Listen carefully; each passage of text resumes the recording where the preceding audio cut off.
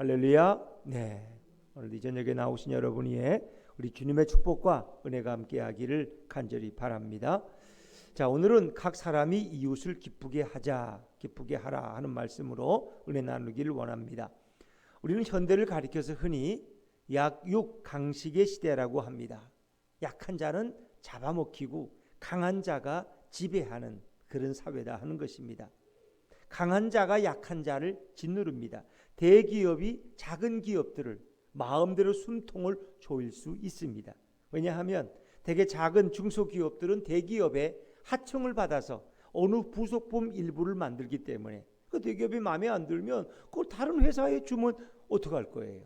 자, 그 많은 장비, 그 많은 노동자를 준비해 놨는데 그래서 늘 갑과 을의 관계가 되는 거예요.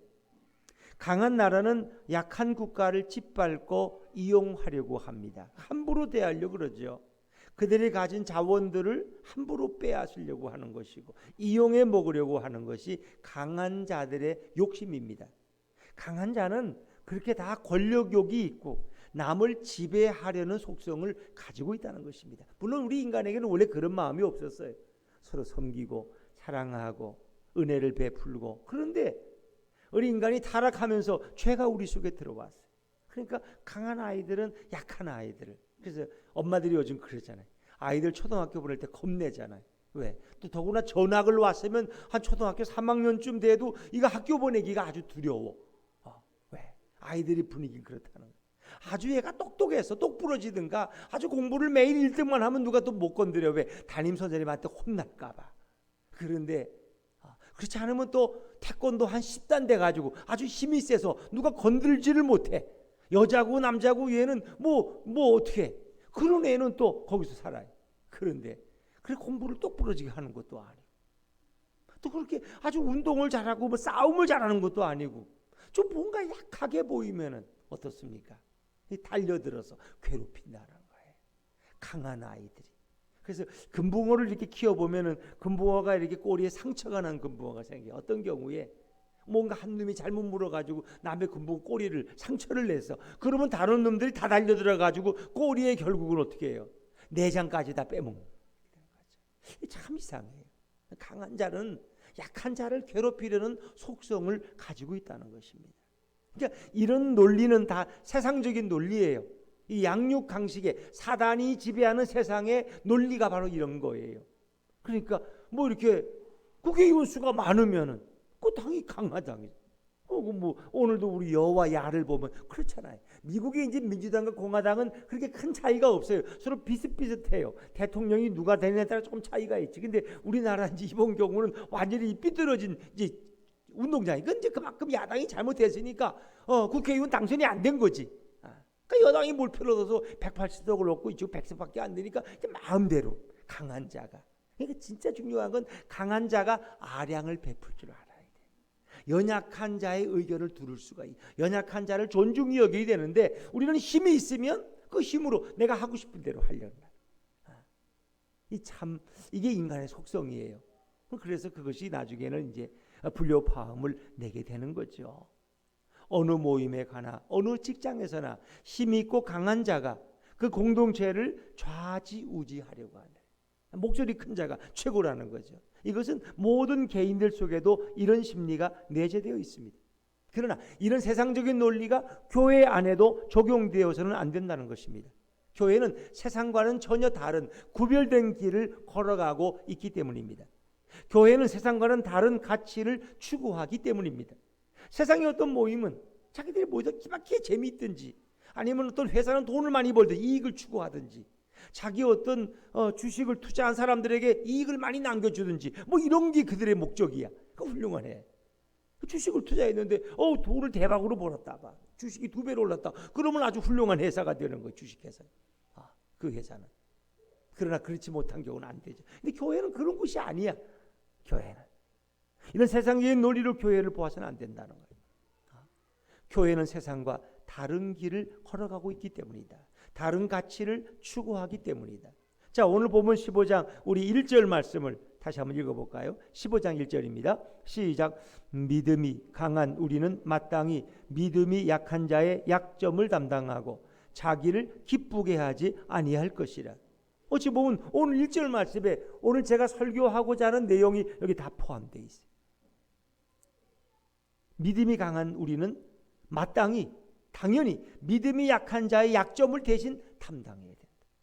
그리고 자기를 기쁘게 하지 아니야. 자기를 기쁘게 하지 않는다는 건 뭐예요? 타인을 기쁘게 한다. 타인을.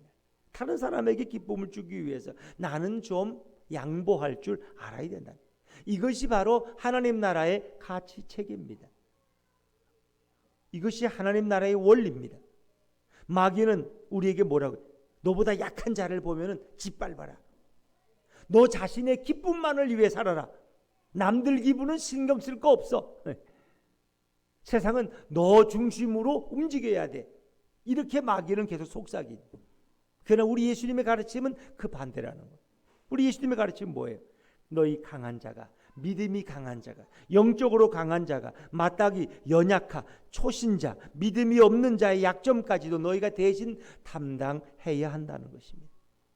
그래서 하나님께서 우리에게 주신 이 믿음은 우리가 자랑하라고 주신 것이 아니에요. 똑같이 신앙생활을 했는데 저분은 저렇게 믿음이 좋아. 10년 다녔는데 근데 저분은 20년 다녀도 믿음이 그걸 못 따라가.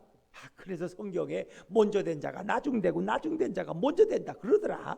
이렇게 이제 얘기할 수도 있지만은 우리에게 주신 믿음은 자랑하라고 주신 것이 아니라 약한 자를 위해서 봉사하라고 주신 것이다. 세상은 강한 자로 재편되지만 그리스도인들은 나보다 더 연약한 자의 짐을 져주는 자가 되어야 한다. 나보다 더 연약한 자가 누구지? 우리 교회 안에서 나보다 더 부족한 자가 누구지? 이런 자의 짐을 대신 져주는 그런 사람이 되어야 된다. 그래서 갈라디아 6장 2절에 보니까 너희가 서로 짐을 져주어라. 너희가 서로 짐을 져라. 그리하여 그리스도의 법을 성취하라. 이것은 약한 자가 강한 자의 짐까지 띄고, 우리 학교 다닐 때 보면 꼭 그렇잖아요. 학교 반장이나 뭐 힘이 센 애는 자기 가방을 자기가 안 가져가. 걔가 학교 갈 때는 키가 작은 애가 그걸 2개를 찍고 하고 이 대장 것까지 2개를 메고 뻘뻘 매면서. 이 세상적인 논리야. 그러나 성경의 말씀은 힘이 강한 너가 약한 친구의 가방까지 네가 매주라는 거야. 안 그래? 응? 뭐 어느 대통령 후보에 나간 어느 그분처럼, 그분은 자기 고등학교 친구 고3 때부터인가 고2 때부터 자기 친구가 그 장애를 가지고 있는데 그 장애의 친구를 얻고 대학까지 다녔다는 거 아니에요. 자기가 자기도 급한데 참 그런 아름다움. 근데 그분이 장로님이야. 그러니까 그분은 예수님의 가르침을 아는 분이에요. 예수님의 가르침을 아니까 그렇게 자기 삶 속에서 실천해 갈 수 있는 거예요. 여러분, 우리는 절대로 타인의 약점을 들춰내거나 타인의 약점을 공격하는 자가 되서는 안 된다. 그리고 부부관계에서도 마찬가지예요. 남편은 아내의 약점을 공격해서는 안 된다. 또 아내는 남편의 약점을 공격해서는 안 된다. 여러분, 사람 누구나 다 약점이 있는 거예요. 그래서 우리 그리스도인들은 상대의 약점을 강한 내가 대신 담당해 줄 수 있어야 된다. 우리는 왜 약한 자의 짐을 대신 져주어야 하는가? 이유는 간단합니다. 바로 그리스도께서 그렇게 하셨기 때문입니다. 그 이유는 그리스도가 그런 삶을 사셨기 때문에, 그리스도가 자신보다 연약한 우리들의 짐을 대신 져주셨기 때문에 우리는 우리보다 연약한 자의 짐을 대신 져줘야 된다. 세상의 윤리나 어떤 도덕 때문에 그렇게 하라는 것이 아닙니다. 예수님이 그렇게 사셨기 때문입니다. 이것이 바로 복음입니다. 그리스도인들은 예수님의 본을 따라가는 거예요. 본이라는 게 뭐예요? 모델.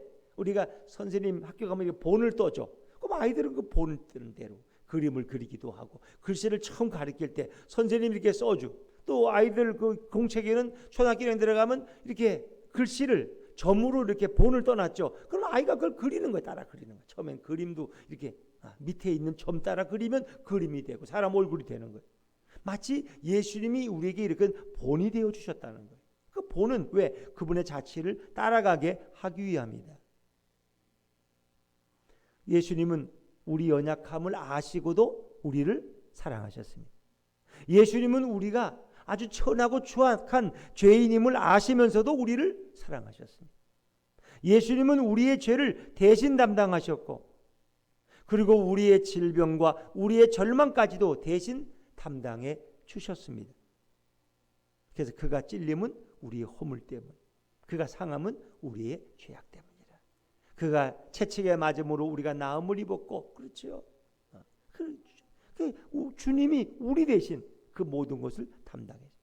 우리가 맞을 채찍을 예수님이 대신 맞아 주셨어요.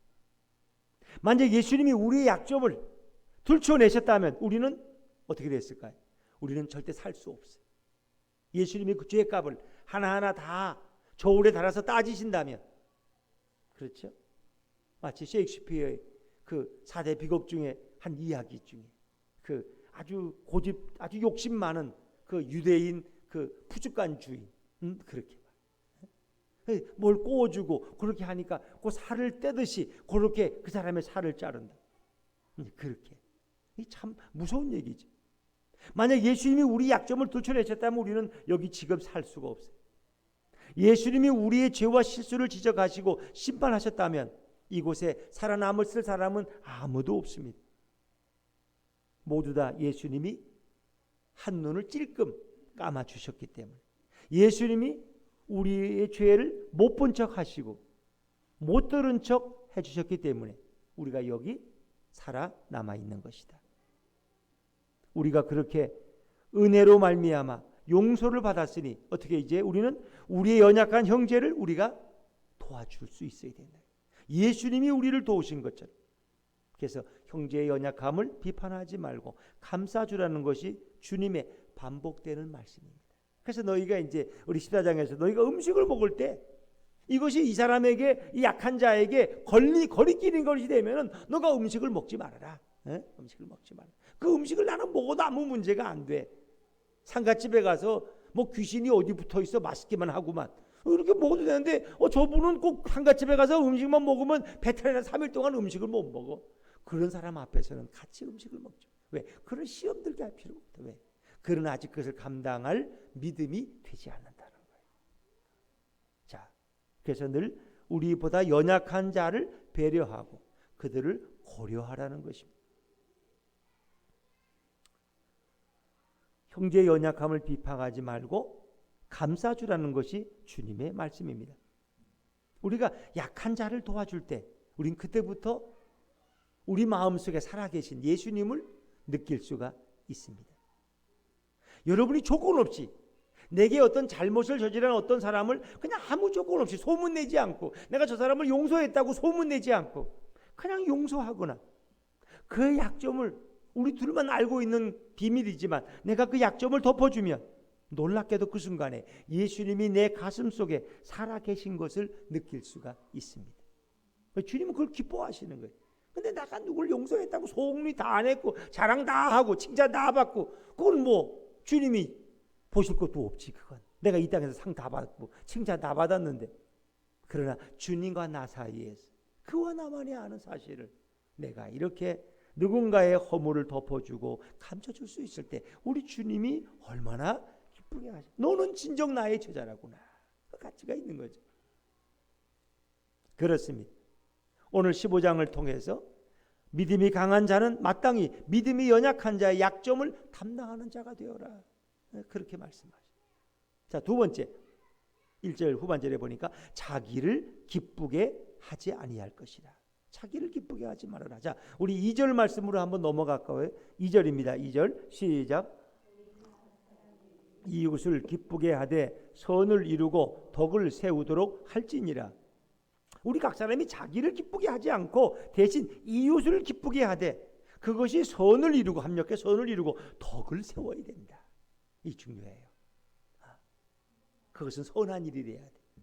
내가 누군가를 기쁘게 하기 위해서 그 친구를 그냥 마음이 괴롭대 울적하대. 야, 나하고 사창가 한번 가자. 내가 좀 인생의 맛을 보여줄게. 이게 좋은 거예요? 그렇잖아요. 이 우울해. 내가 그냥 아주 맛있는 술 파는 집에 널 한번 데려가서 내가 너를 기쁘게 해줄게. 그 기쁘게 해주는 게 아니지. 그 망치는 거지. 마약을 먹으면 얼마나 기쁜지 몰라. 너 한번 가르쳐줄까? 이런 건 형제를 기쁘게 해주는 게 아니에요. 그걸 타락으로 몰고 가는 거죠. 그리스도인들은 그것이 선을 이루고 합력해 선을 이루어야 돼. 그것이 덕을 세워야 돼. 내가 누군가에 기쁨을 주는 건 좋은 거야. 그러나 그것이 영적으로 그 사람에게 해가 되는 것은 안 되는 거죠. 왜? 우리에게는 영적인 영혼의 유익이 세상의 육신의 유익보다 더 큰 것이기 때문에. 그리스도인들은 나를 기쁘게 하는 인생이 아니라 이웃과 형제를 기쁘게 하는 자가 되어야 됩니다. 그래서 가정에서도 참 그렇게 생각할 수 있으면 얼마나 좋겠어요. 나는 내가 왜 존재하느냐? 우리 아내를 기쁘게 해주기 위해서 나는 존재한다. 얼마나 좋겠어요. 그렇지 않겠어요? 또 반대로 아내들은 나는 내 남편을 기쁘게 하기 위해서 내가 존재한다 말이에요. 얼마나 좋겠어요. 좋지 않겠어요? 권사님도 그렇게 한번 해보시겠어요? 윤하옥 지사님도 한번 해보시겠어요? 내가 오늘도 죽도록 일하다 왔는데 또 어떻게 또 기쁘게 해? 이왕하면 저녁까지 그냥 하세요. 다 그냥 다 하실 거야. 아마 두 분이 같이 일하시고 또 같이 이렇게 협력해서 참 예배 나오시고 그 쉬운 일이 아니에요. 피곤한 가운데 이렇게 정말 어찌 보면 주님을 위해서 내가 살아가는 그런 존재로, 그러나 주님을 위하는 그가 먼저 자기 가족을 사랑하는 자가 돼.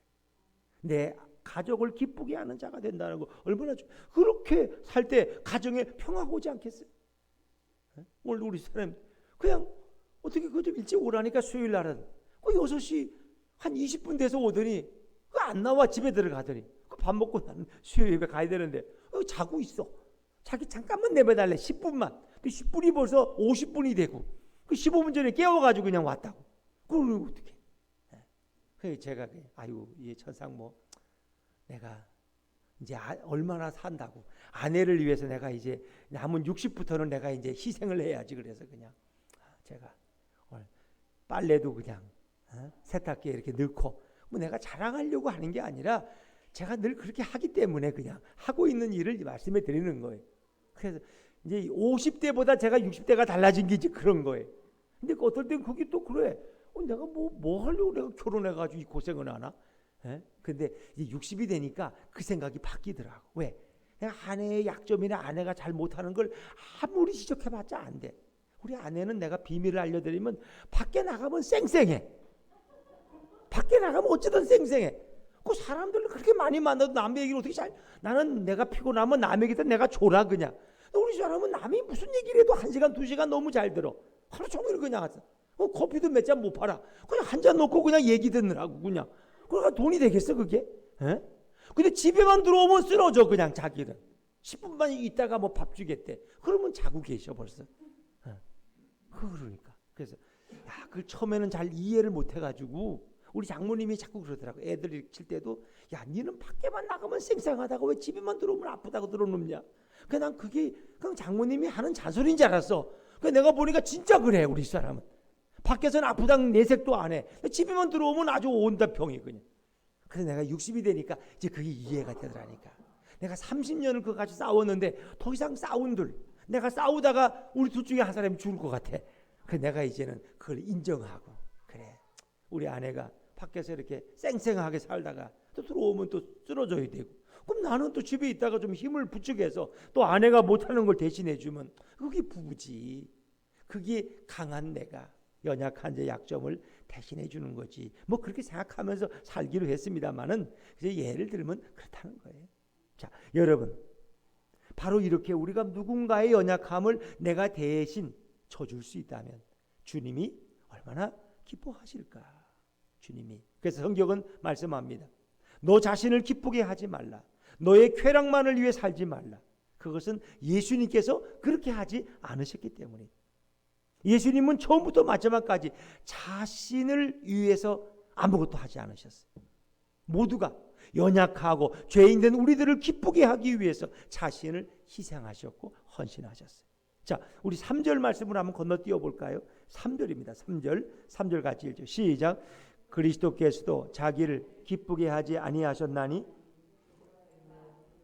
비방하는 자들의 비방이 내게 미쳤나이다 함과 같으니라. 아멘. 그리스도께서도 자기를 기쁘게 하지 아니하셨다는 거예요. 그리스도께서도. 그리고 그리스도는 하나님께 돌아갈 모든 저주와 이런 비방들을 다 당신의 몸에 다 받으셨어요. 예수님이 그 비방이 결국 받은 그 저주가 뭐냐? 예수님이 십자가에 죽으시는 거예요. 그 온갖 모욕과 비방을 예수님은 다 담당하셨고, 그리고 십자가에 결국 자신을 내어주셨어요. 예수님은 한 번도 자신을 기쁘게 하기 위해서 사신 적이 없어요. 그분의 삶은 철저하게 연약한 우리들을 위해서 자신의 삶을 들으셨다는 것입니다. 그래서 이 3절 후반절의 말씀은 시편 69편 9절의 말씀인데 동일한 말씀이에요. 예수님께서는 하나님을 향한 충성과 순종의 결과로 비난과 보욕을 받아서 결국 죽음을 당하신다. 그런 말씀을 이미 시편에서 구약에서 미리 예언하고 있는 것입니다. 또 예수님은 이 말씀을 인용하셨어요. 자, 여러분, 그렇습니다. 우리는 세상의 중상과 비방을 받아도 결국 그리스도의 모범을 따라 살아야 할 줄로 믿습니다. 그것이 바로 하나님께 영광을 돌리는 삶입니다. 우리는 그리스도가 가신 길을 우리도 본받아 따라가는 자가 바로 그리스도인입니다. 그래서 아무든지 나를 따라오려거든 자기를 부인하고 자기 십자가를 지고 나를 쫓을 것이니라. 그러니까 자기를 부인한다는 삶은 세상적인 삶과는 반대되는 삶이에요. 예수님은 그가 하신 모든 일들이 우리들을 위한 일이었습니다. 예수님은 자기 자신을 위해서는 십자가를 지실 필요가 없었어요. 예수님은 죄가 없었는데 왜 십자가에 달리셔요? 그렇지만 예수님은 여러분과 저를 구하기 위해서 십자가를 대신 지셨다는 것입니다. 이제는 여러분 자신만을 기쁘게 하기 위해 살지 말고 자식들과 부모님을 기쁘게 해드리면서 살아가는 그런 성도가 되시길 바랍니다. 여러분, 교회가 존재하는 것은 교회 자체를 위해 존재해요? 세상을 위해 존재하는 거예요? 세상을 위해서. 교회는 세상을 비치는 빛이 돼야 돼. 교회는 교회에서 거둔 헌금을 교회 자체로만 즐겁게 다 쓰고 이렇게 예배당만 크게 짓고 교인들만 많이 끌어모은다고 훌륭한 교회가 아니에요. 그건 비대해진 교회. 비둔하면 결국 뭐예요? 고혈압이 오고 비만증이 와서 일찍 돌아가셔. 교회는 자기는 가볍게 하고 그 모든 것을 세상을 향해서 섬기고 사용하는 거예요. 선교하는 일에 사용하고. 그것이 교회가 세상에 소금된 역할이고 빛된 역할이다. 교회는 세상을 위해 존재하는 거예요. 예수품 교회는 우리 교회가 있는 이 지역사회를 존재해. 물론 우리 멀리 있는 분에게 선교사이기도 없지만 우리가 먼저는 이 5단지 아파트를 왜 단지마다 교회가 이젠 다 있어 보니까 그렇잖아요. 단지마다. 그 남의 교회가 있는 곳도 단지까지 가서 우리가 그 전도하면 6단지 가서 하면 그 교회가 얼마나 기분 나쁘겠어요. 자기 5단지에서나 전도하지 왜 6단지까지 와서 일어나.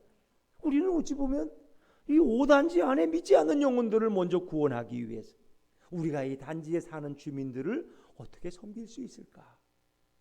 그래서 제가 좀 잘 섬기고 좀 이분들을 더 잘 알기 위해서 제가 통장 선거에 나갔다가 당당하게 떨어졌다는 거 아닙니까? 내가 될 것 같으면 여러분에게 선거운동을 좀 하라 그랬는데 떨어질 것 같아 아무래도. 근데 제가 떨어지고 나서 확인한 것이 있어. 여러분, 오늘 교회가 얼마나 인기가 없고 또 목사가 얼마나 인기가 없어요. 그래도 말이에요. 그래도 그게 한 400표 중에 120표 정도를 제가 받았다는 게 놀랍지 않습니까? 그래서 제가 2등을 했다니까. 1등 한 분이 40%를 받고 제가 30%를 받고 3등 한 분이 20%를 받았어, 득점을. 그냥 한 가문에 한 표밖에 안 돼.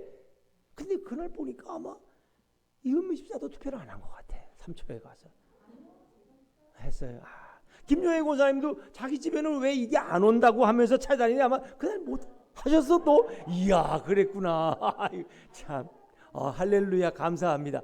그래서 떨어져도 그냥 감사한 게 2년 후에 다시 또 기도해보고 도전을 할지 안 할지 모르겠는데, 그래서 어떻게 5단지를 좀 잘 섬기면 좋겠다. 이 5단지 분들을 좀 잘 알면 좋겠어. 내가 좀 어떻게든 그분들 섬길 수 있으니까. 그래서 아마 내 생각에 우리 교우들이 이렇게 열심히 또 이렇게 홍보를 했고, 이제 카페에 오는 손님들이 그래도 좀 이왕이면은 또 예수분 교회를 좀 아니까 이렇게. 그래도 그게 117가정이 그래도 이렇게 저를 찍었다는 게 난 너무 자다가도 놀라겠어. 그냥 누가 이렇게 찍지? 교인 봐서는 찍을 사람이 없는데. 광고. 광고했다 걔 되면 진짜 되면 어떡하라고. 그래서 하여튼 뭐 좋습니다. 저도 처음 경험했는데 제가 다른 걸 떨어진 게 아니라 이 통장 선거에 떨어진 사람이라고 뭐 앞으로 제 명함에 넣어야 될 것 같아 앞으로. 자, 그러나 제 마음은 즐거워요. 왜? 내가 어떻게든 이 우리 주민들을 좀 더 알았으면 좋겠어. 그래서 주민센터에도 좀 자주 가서 이 산적 칠동이거든. 산적 칠동이 어떻게 돌아가고 있는지, 어떤 사람들이 살고 있는지, 우리가 어떤 선교 계획을 세워야 되는지 좀 이런 걸 알아야 되는데 너무 목사가 우물안의 개구리야. 집하고 그냥 교회만 왔다 갔다 하니까 아무것도 몰라. 그래서 우리가 어떻게 좀 이렇게 효과적으로 이 지역 주민들을 섬길 수 있을까? 그걸 좀 같이 연구해 봤으면 좋겠어요. 이 아파트에 사는 아이들을 섬기고 어른들을 섬기고 또 경로당이 못 모이지만 경로당이 모이면 우리가 좀 가서 정말 섬길 텐데 경로당 어르신들을 좀 섬길 수 있으면 이런 것이 선교의 출발이고 그것이 이 마을 분들을 알아가는 것. 이것이 바로 복음의 역사가 될 수 있는 것이죠. 그래서 우리 모두는 정말 이렇게 뭐 우리가 여기 아파트든 아니면 아파트 밖이든 아니면 이 동탄 어떤 지역의 전체거든 우리는 세상을 섬기는 교회가 되어야 된다. 왜 우리는 자기를 기쁘게 하면 안 되는가? 예수님이 자기를 기쁘게 하지 않으셨기 때문에. 자, 우리 이제 4절 말씀으로 건너가 볼까요? 4절입니다. 4절 시작. 무엇이든지 전에 기록된 바는 우리의 교훈을 위하여 기록된 것이니 우리로 하여금 인내로 또는 성경의 위로로 소망을 가지게 함이니라. 아멘. 무엇이든지 전에 기록한, 이 전이라는 것은 앞전자야? 앞에 기록됐다는 거야? 아니면 성경에 기록됐다는 거예요? 성경에. 이 전이라는 것은 성경을 말하는 거예요. 구약 성경 특별히. 무엇이든지 성경에 기록된 바는 우리의 교훈을 위하여 기록된 것이니 우리로 하여금 인내로 또는 성경의 위로로 소망을 가지게 함이니라. 이 성경 말씀은 우리에게 위로도 주고 소망을 가지게 하는 것입니다. 이제 이런 인내와 위로에 하나님이 그리스도 예수를 우리가 본받아서 어떻게 우리가 살기를 원하시느냐. 자, 5절과 6절 말씀 마지막 5절과 6절입니다. 시작. 이제 인내와 위로에 하나님이 너희로 그리스도 예수를 본받아 서로 뜻이 같게 하여 주사 한 마음과 한 입으로 하나님 곧 우리 주 예수 그리스도의 아버지께 영광을 돌리게 하려 하노라. 아멘. 결국 이 일이 어떻게 해요? 우리 하늘 아버지께 영광을 돌리는 거야. 강한 믿음이 강한 자가 연약한 자의 짐을 대신 져주는. 나 자신을 기쁘게 하는 것이 아니라 다른 사람을 기쁘게 하는 이 삶이 결국 예수님이 우리를 위해 살아가신 삶이고 그것이 하늘 아버지께 영광을 돌리는 것이다. 우리가 예수님을 본받음으로써 그러면 하나님이 영광을 받으시는 이 참 중요해요. 결국 이런 일들은 우리 자신을 위한 일이 결과적으로 될 때도 있다는 거예요. 인도의 유명한 선교사 썬다싱이라는 분, 그분이 히말리아 산을 이렇게 넘어가고 있었다는 거예요. 그런데 걸어가다 보니까 어떤 연약한 분이 그 산을 넘으니까 너무 힘드신 거야. 그분이.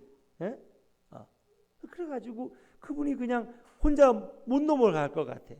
그래서 결국 그분을 끌어안고 같이 넘어가는데 둘이 그 높은 히말리아 산을 넘는다는 게 보통 일이 아니야. 한겨울에 추운데. 그래서 서로 부둥켜 안고 끌어주고 밀어주고 하면서 이렇게 갔다는 거야. 근데 누가 한 사람이 젊은 사람이 쏜살같이 히말리아 산을 올라가는 거야. 그래서 썬다싱이 붙들고 여보게 젊은이 우리 좀 도와주게나. 우리 나이가 들어서 이게 힘든데 젊은 자네가 좀 끌어주면 좀 쉽지 않겠나? 근데 젊은이가 그러는 거야. 아유 우리는 바빠요. 난 그냥 갈 거예요.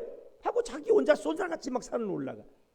근데 이렇게 연약한 사람과 함께 썬다싱이 힘들게 그냥 밤을 새면서 그 히말리아 산을 넘었다는 거예요. 그리고 가까스로 정상을 넘어서 내려가는데 아직도 아침에 아마 밤새도록 넘었으니까 아침이 오는데 뭔가 발에 걸려가지고 넘어졌다는 거예요. 넘어져 일어나 보니까 그 저녁에 혼자 그냥 쌩쌩 막 날아가던 그 젊은이가 그 히말리아 정상 밑에 쓰러져서 보이대. 그래서 보니까 얼어 죽었더라는 거예요. 얼어 죽었다. 그러니까 아무리 건강한 사람도 거기를 혼자 걷다가 결국은 그 추위를 이기지 못하고 결국 얼어 죽고 말았다는 거예요. 그런데 이 연약한 사람과 함께 끌고 밀면서 가는 이 썬다싱은 그 사람을 끌어내리라고 온몸이 땀으로 그냥 서로 그냥 그렇게 하면서 온몸이 서로의 열기가 서로의 온도를 높여준 거야. 그래서 그 추운 그 히말라야 정상에서 얼어 죽지 않고 힘들었지만 두 사람은 무사히 그 산맥을 넘을 수가 있었다. 그러니까 썬다식이 그냥 혼자 갔더라면 아이고 나도 힘든데 어떻게 당신을 내가 도와주겠소 이랬더라면 썬다식도 죽었을 거예요. 그러나 그 연약한 자의 요청을 거절하지 않고 그의 짐을 대신 같이 져줬기 때문에 결국 그도 살리고 자신도 살 수 있었다. 어찌 보면 우리가 다른 사람을 기쁘게 함으로써 우리는 더 큰 기쁨을 맛보게 되고 그렇지 않습니까? 제가 우리 아내를 기쁘게 하면 우리 아내가 저를 또 얼마나 더 기쁘게 하기 위해서 애쓸 겁니까? 기대가 됩니다. 아주 그냥. 예? 부부가 늘 그러지 못해도 그렇지 서로를 기쁘게만 해주면 상대방이 또 얼마나 더 상대를 기쁘게 해주려고 아주 노력하겠어요. 눈에 보여 그냥 그게 그냥. 안 그러겠어요? 서로의 연약한 잠을 대신 져주는 것이 그리스도의 삶을 따라가는 것이다. 그것이 바로 영광을 돌리는 삶인데 우리가 한가위 명절 때도 마찬가지. 가족들이 모이면 요즘은 뭐 대가족이 많지 않습니다만은 그래도 우리가 한가위 명절 되면 꼭 이렇게 요즘은 뭐 한가위 명절도 잘 안 모인다 그러잖아요. 10가정 중에 한 3가정 정도만 모이겠다 그러지 7가정은 안 모이겠다. 부모님 안 만나겠다는 거. 친척도 안 만나겠다는 거. 자기 가족끼리 보낸다는 거. 그런데 예전에는 이제 젊은이들이 늘 이렇게 명절에 오는 게 불편한 게 왜 너 결혼했냐? 결혼 안 하고 혼자 독신으로 살 거냐? 그 얘기 듣기 싫어서. 너 왜 취직은 또 안 하냐? 너 또 회사는 왜 또 그만뒀냐? 너 회사가 장난이냐? 이런 말 듣기 싫어서. 너 월급은 또 얼마나 받냐? 그렇게 받아가지고 너 어떻게 살 거냐? 우리 아들은 첫 봉급이 500만 원을 받았다는데 이렇게 기죽이는. 그렇잖아요. 이런 것들이 그 연약한 자를 더 상처를 흩어내는 거예요. 그러니까 우리는 이런 연약한 자를 만날 때 우리 가족 중에서도 연약한 자가 있죠. 감싸주고 격려해주고 힘이 되어주고 돌봐줄 때 그것이 주님이 기뻐하신다는 거예요.